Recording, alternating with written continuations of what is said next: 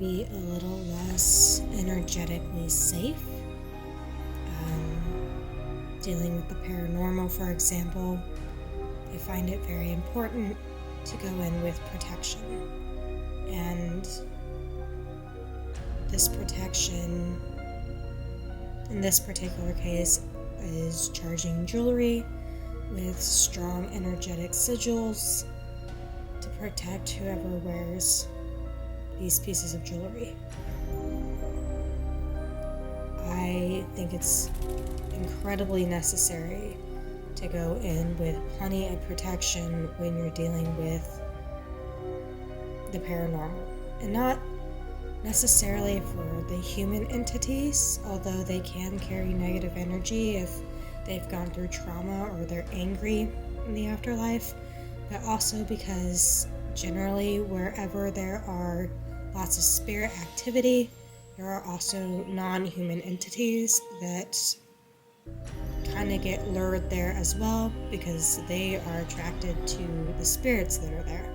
So, and some of these non-human entities can be very dangerous. So you just want to make sure that you cover your bases so that you do not put yourself out there for an attachment or even worse, possession. So just being smart. It's okay to be curious, but it's important to be smart about it. So I find it very, very necessary to go in with the proper level of protection.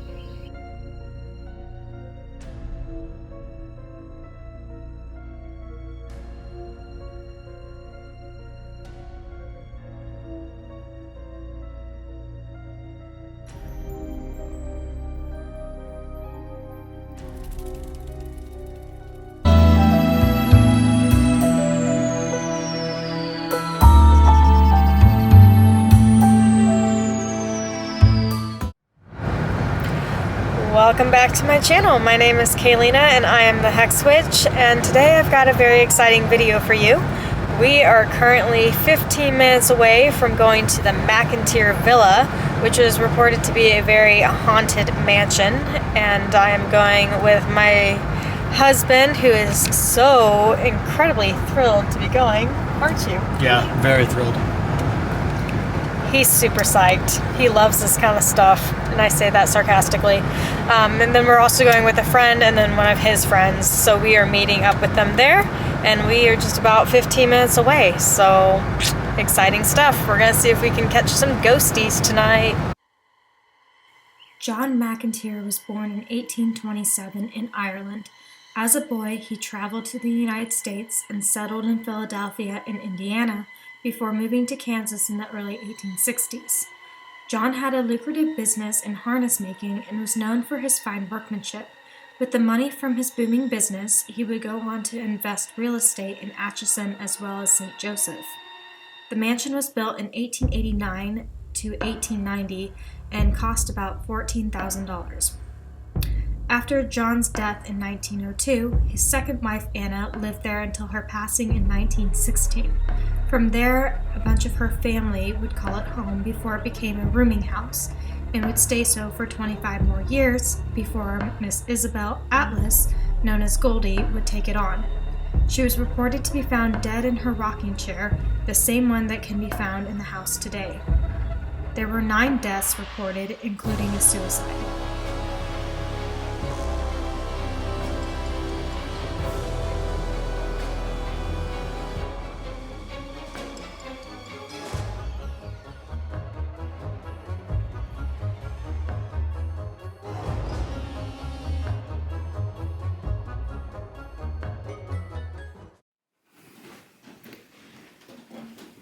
How messed up would it be though if I came around the corner and there was nobody though? That would be nuts. How was it up there? I had one weird thing. What, really? Did you? Yeah. What happened? Wait, are you kidding? No, I swear, like I thought I heard like a little voice. I'm not kidding. Was it us? No, because it was just. What did it say? It's like, Sorry, don't wanna talk about I it. should have given you a heads up. I was. It's a filming. personal moment in my life. It's a personal moment. So this is Goldie's chair. I'm hoping she'll want to talk to us later. No, that was as There's little ghost balls everywhere in here, but her little ball was going off earlier. So Goldie is someone who had lived here a very long time. She sounded like a very incredible woman. So wait a sec. So where were you coming down the stairs when you? But her ghost is still here, and sometimes the rocking chair moves by itself. So I'll be interested to see if she would be willing to talk to us a little bit later. Okay. This house is incredible, though. I mean, it's just ginormous. And funny enough, she's gone and done all this work to find kind of authentic furniture from different places. Some of it is historic to the house, but a lot of it is not. And so, oh, and then also there are tons of creepy dolls in here, which is crazy. But yeah, she said you see shadow figures all the time, doors opening and closing. She showed us some EVPs, knocking, just, I mean, a lot of stuff that happens here. And so I'm really excited to spend the night here and get to experience it. And hopefully maybe we can catch some cool things. It's a really incredible house, though. Just, I mean, the architecture alone. It's cool. Okay, then that's probably That's probably what it was. Okay. Well, at first I thought you said somebody you No, heard I just heard. before they go up there. One girl's the spook in the exorcism. She comes out. She like this all over the floor. This is the second But before that, they're like playing, hallway. like, shake that ass. Watch yourself. Shake that ass. Tell me what you're fucking with.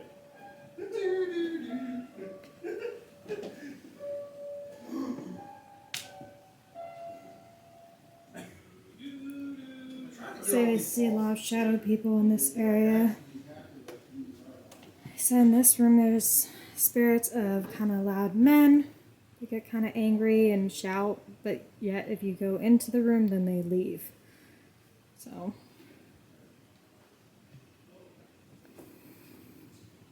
this room to me had some energy. I don't know if it's just the aesthetic in here, but this is also the place where Stephanie has her dad's ruins. She said that she feels like there is a spirit that mimics him. So it's kind of interesting. I mean, this house is just really cool. Except this room in here is a little bit, I think maybe this was one of the ones that she said was a little bit spooky, but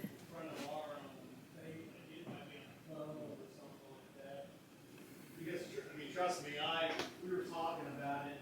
I mean, yeah, look, the noise on that.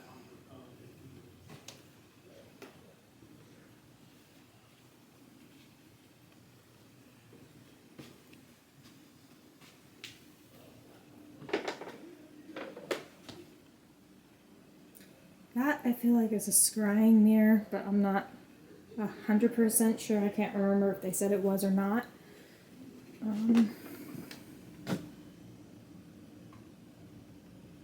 There's a little break room.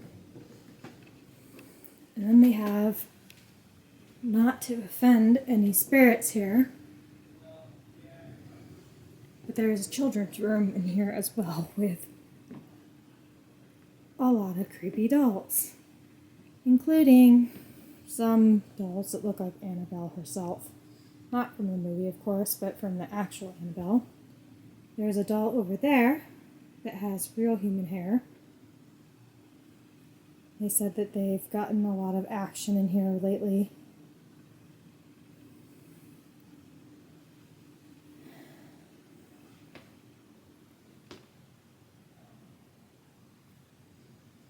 Sorry, this doll right here is a little bit spooky to me. I'm not digging the eyes. Just not doing it.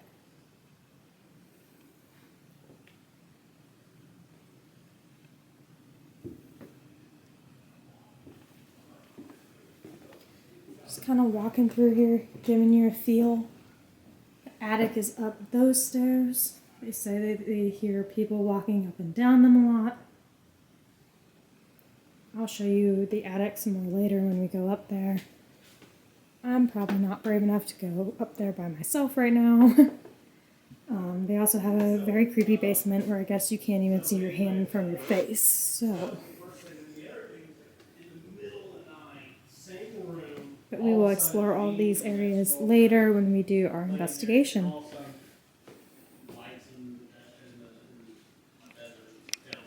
Yep, my boy. If I could meet that, I'd be very excited. Today we are meeting with the owner of this witch's house, and she's also We're in this house. We're in the McInteer What do you guys Villa. think about us watching your house? Watching Sam and Colby. Oh yeah, in the McInteer Villa.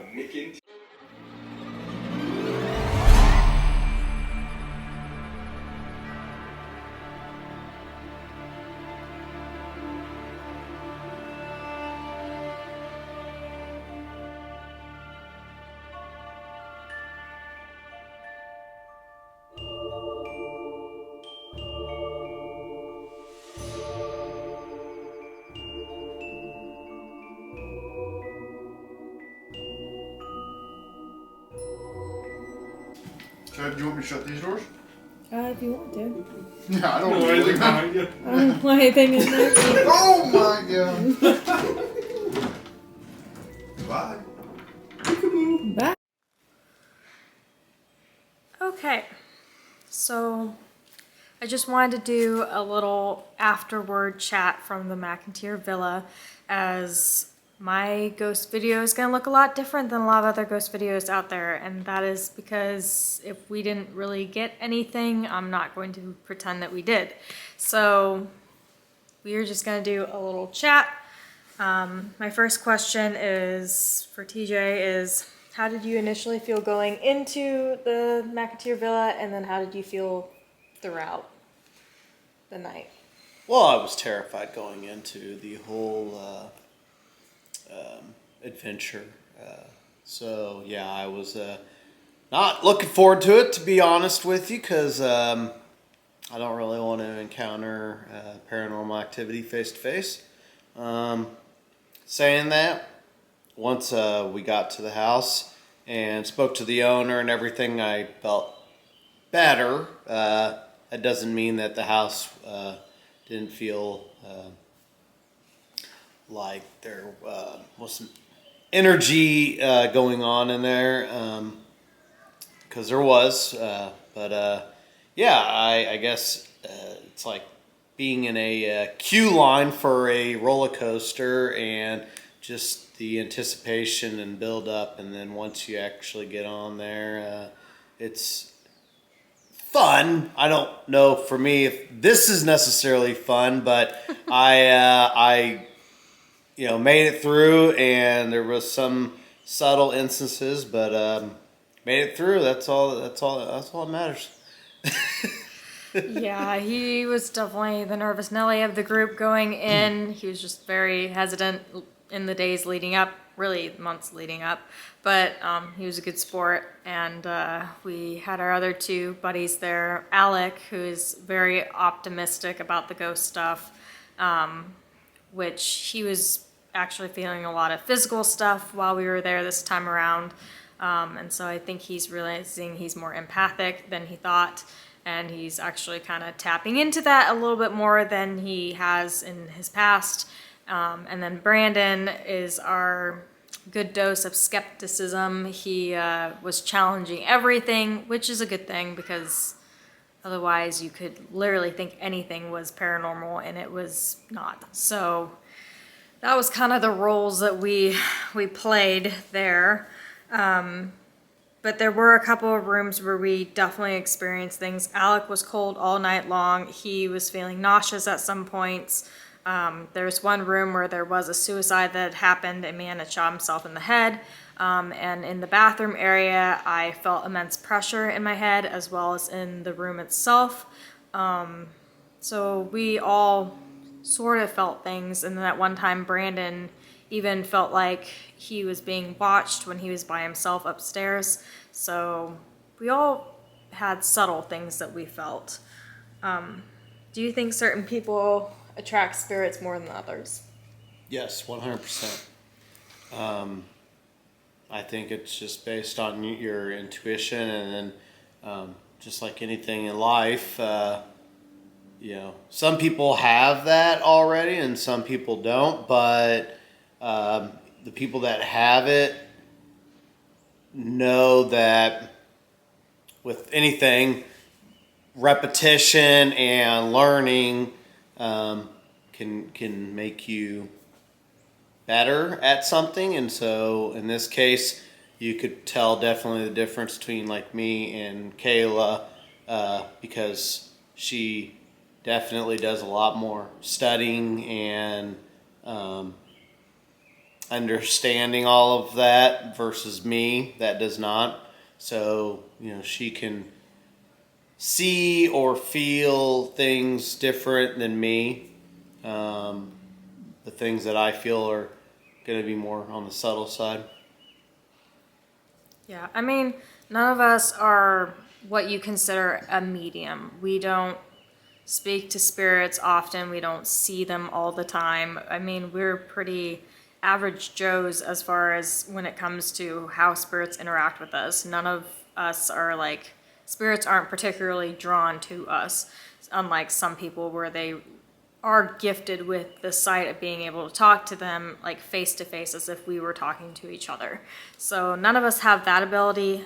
I am empathic, and I think Alec is as well. And I think everyone has, like he said, the ability to tap into that if they want to a certain extent, but some people are just naturally much more in depth with that stuff. At any point, did you feel like we captured any true proof and evidence that the paranormal exists? Yes. So Kayla had basically a device that read temperature.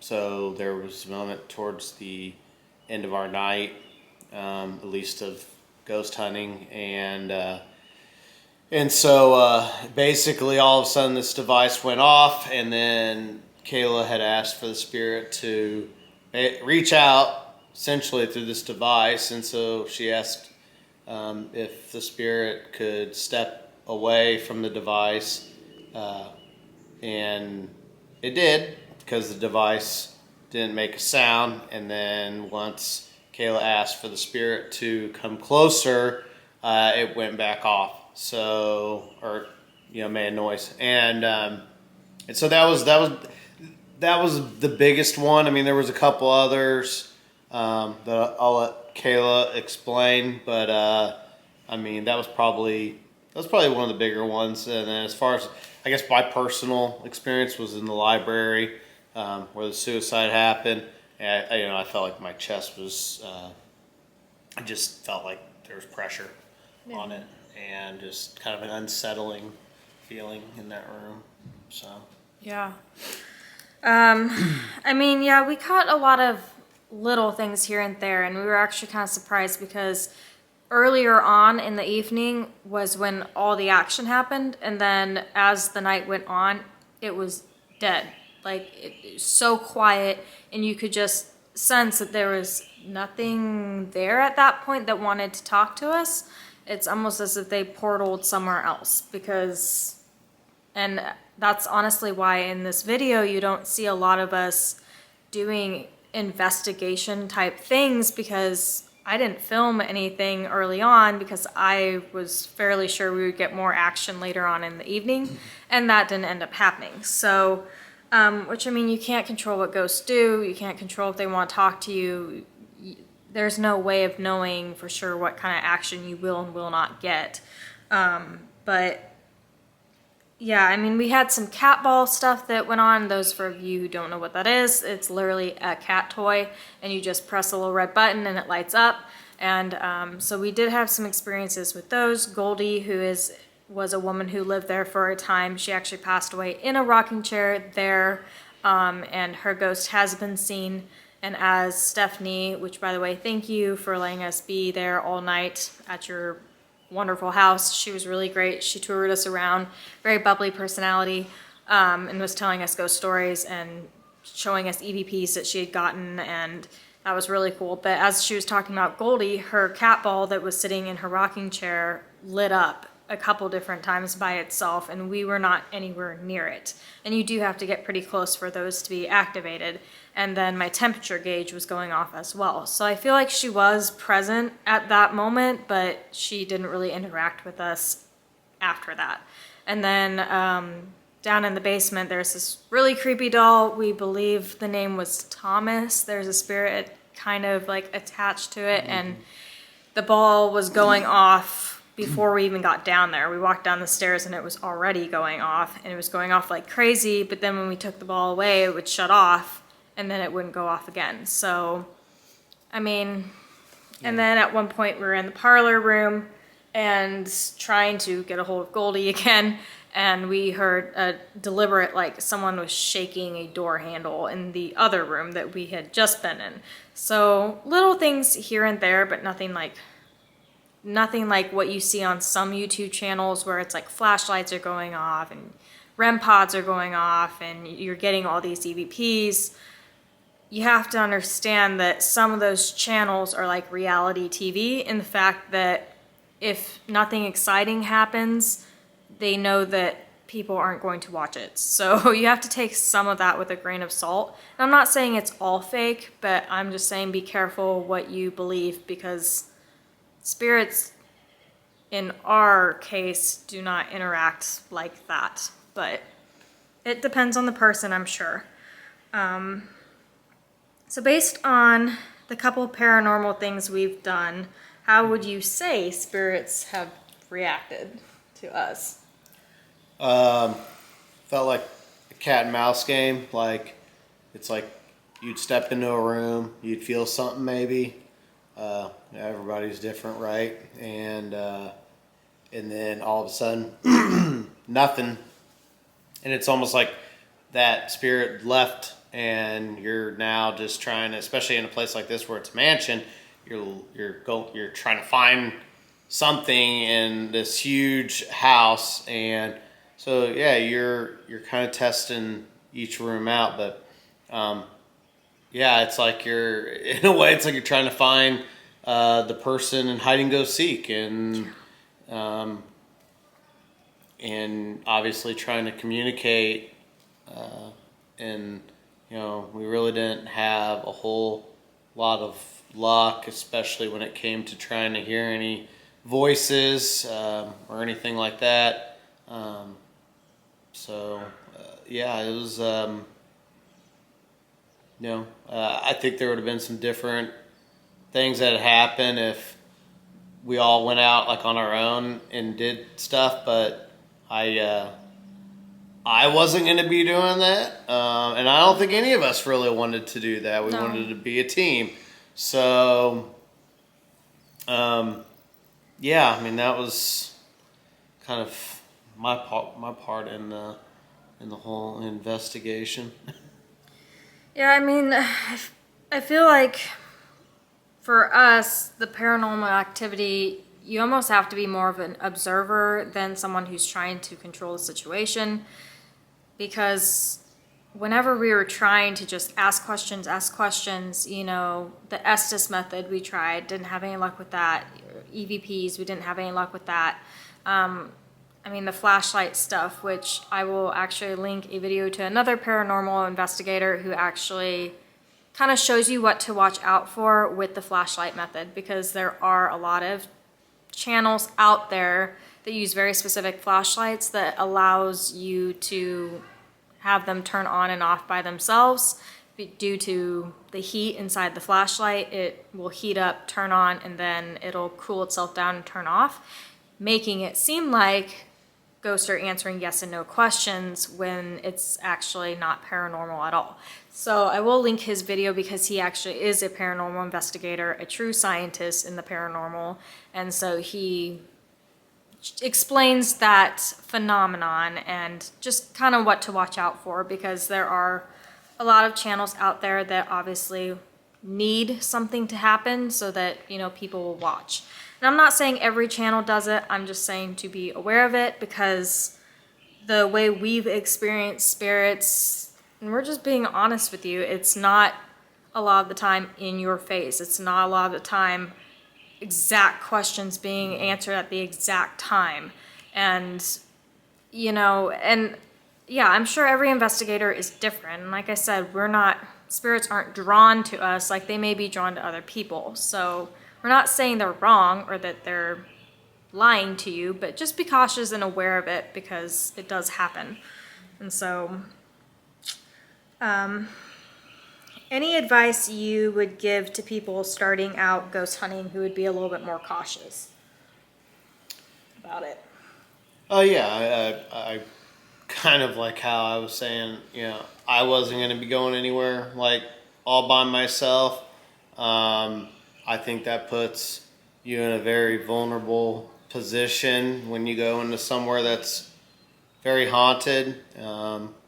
You may not necessarily get the spirit that you're looking for, and so that would be definitely the biggest thing I would caution anybody about that's getting into it. So yeah, just whenever you're trying to investigate, go as a team to do that, and you know, ask the right questions. I would suggest when you go to a location, I would say keep your questions simple. You know, keep them honest and be respectful of what you ask. And I think that you may go a longer way than if you're just trying to go in there and like kind of make it a joke of sorts. So those would be my two biggest suggestions right there. Yeah, and I mean, the reason we say if you're starting out not to just go off and be on your own is because the spirit realm can impact you in a physical way as well. And there has been people known to faint. There's been people who have known to seized out, epilepsy, just a lot of physical symptoms, and it can affect you spiritually as well. And so you just don't want to put yourself in a situation where something like that could happen, because you don't know how your body's going to react to all that energy. And we are all energy, and therefore even spirits can manipulate us to a certain extent if we allow it. So you may not even realize you're allowing it. So you just want to be careful on what you're doing and how adventurous you're being starting out. And if you do feel like you have a very negative entity, you really don't want to mess with them. You really don't want to go down that road. Possession is rare, but it happens, and spirit attachments definitely happen, and you really don't want them. They will drain your energy. They can make you feel really sick. They can bring kind of just an overall unwell being. And so yeah, you really do want to be cautious about that. And when we went, I actually, which you saw earlier in my video, charged necklaces with high protection, called in, you know, my spirit guides, our spirit guides. And it was funny because during the first part of the video, Alec actually had not been wearing anything, and he was just getting, like I said, all the physical symptoms. And so then halfway through, I offered him an extra necklace, and by the end of the night, he actually said he was feeling better. So these things really do work, and I really do advise anyone starting out that you need to go in with the proper protection. Like, wear your cross necklace. You know, it may sound cheesy, but say that, you know, you're protected by love, light, you know, the creator itself, bring in your spirit guides, whatever you got to do, but they really will protect you. I did not feel threatened at all while we were there, and it wasn't even just because I didn't feel tons of energies and presence there, but just because I knew that we were all going to be protected. So. And when you get ready to leave, or actually when you do leave the location that you're at, always sage yourselves. Yeah. Yeah, I mean, you can sage, you can do rue, you can do, I mean, rosemary even, any kind of protective herb. Look it up. There's tons of them out there, but you really do want to do that, and you want to do it while you're there, and you just want to just burn it outside and allow it to come over you, and to firmly tell those spirits that they must stay there and that they cannot attach themselves to you. Because we've had... Like a while back, we went to the Sally house. Alec, me, Brandon, and my sister Kira did. TJ sat that one out. But we didn't experience anything, or we didn't think we experienced anything there. And then the next week, Alec and me were having strange occurrences in our house. Like, he was being woken up at 3 a.m. with loud knocks at his door, like outside door. We had handprints on our window on the inside, not the outside, and just weird things. And there's just kind of an energy around. So they will hitch a ride if they think they can. So just be kind of cautious of that, because it does happen. And then lastly, would you do any more paranormal things in the future? Yeah, I would say I would. I'm going to pick and choose which places I go to. And, you know, I'm not going to be like going every weekend to a new location. Maybe I'm good for once a year would be okay. But yeah, I think I'd like to, you know, maybe stick to some amusement parks, or you know, be around a 21st century house. Yeah, and but no, I every once in a while I gotta, you know, I guess have a different type of adventure, and that would be the type of place to do that. So yeah, I will definitely be picking and choosing which locations I try to go to. So, and I mean, just because we didn't get tons of activity while we were there doesn't mean that you wouldn't, you know. So, and it's a super cool mansion. Like, it is a really cool place, and Stephanie is so sweet. And I mean, she lets you have the whole place for the night. I think it's $400 a night for up to like 10 people. And so, I mean, that really is a deal, because you can split it amongst yourselves, and it makes it so much more reasonable. And so, you know, and it just depends on the night. And, you know, Stephanie has no control over when the spirits come out to play. So we're not saying that, you know, we had a bad experience. We had a good time. Mm-hmm. We just didn't get tons of communication, or, you know, what they call like intellectual communication with them, or smart communication. We just didn't have a lot of that. So, but, you know, maybe on our next adventure we might. Who knows? Yeah. So anyway, but we just wanted to give a little sit down chat, let you know kind of our experience, what really kind of went on, since I didn't have a lot of footage of that.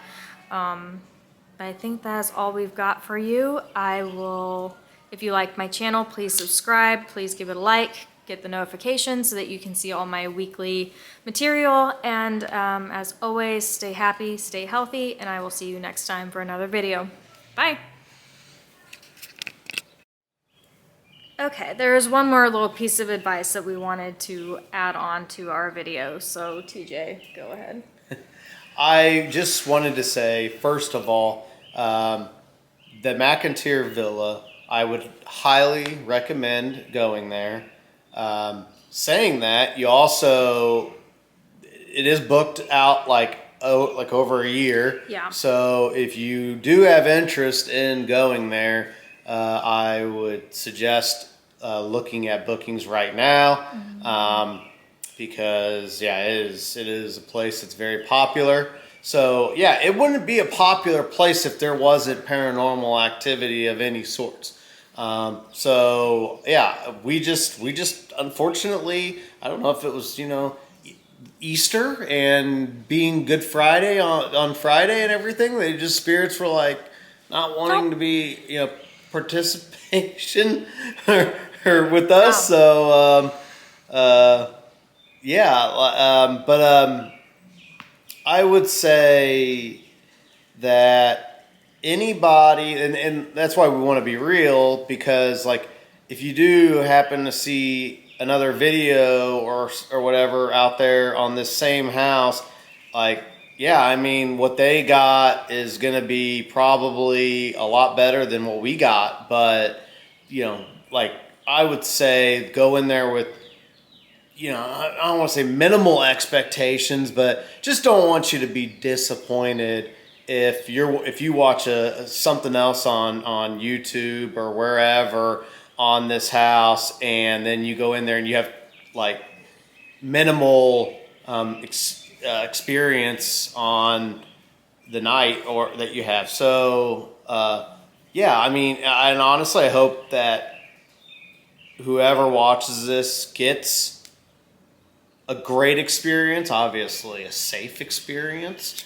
But yeah, I just don't want you guys to think that every trip there is necessarily you're gonna get the full experience. But it also, I think, depends on I guess how how your limitations are on going out on your own too. And I know we mentioned it before, but try to be safe with that if you do decide to wander around a place like this by yourself, just for vulnerability reasons. But yeah, I would highly suggest this place. Yes, Stephanie does a fantastic job of accommodating, so we appreciate her. And yeah, definitely wanted to put this in the video. We thought that was very important.